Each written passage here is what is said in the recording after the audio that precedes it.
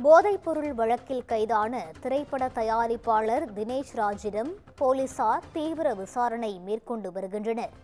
Cinema வட்டாரத்தில் போதைப்பொருள் supply செய்தாரா என்ற கோணத்தில் அவரிடம் தீவிர விசாரணை நடத்தப்பட்டு வருகிறது. திரைத்துறையில் பலருடன் தொடர்பில் இருப்பவர் என்பதால் பார்ட்டி உள்ளிட்ட இடங்களில் போதைப்பொருள் விற்பனை செய்தாரா என தீவிர விசாரணையில் காவல்துறையினர் ஈடுபட்டு வருகின்றனர்.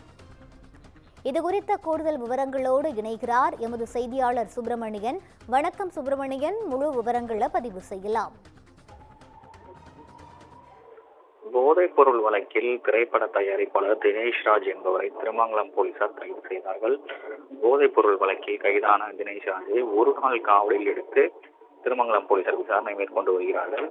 சினிமா வட்டாரத்தில் பலரிடம் தொடர்பில் இருக்கக்கூடிய தினேஷ் ராஜ் போதைப் பொருள் சப்ளை அவர்களுக்கு செய்திருக்கிறாரா என சந்தேகம் எழுந்திருக்கிறது. அதன் அடிப்படையில் விசாரணை என்பது மேற்கொள்ளப்பட்டு வருகிறது. ஏற்கனவே அவரது ஐபோன் என்பது பறிமுதல் செய்யப்பட்டு சைபர் ஆய்வகத்திற்கு அனுப்பப்பட்டிருக்கிறது.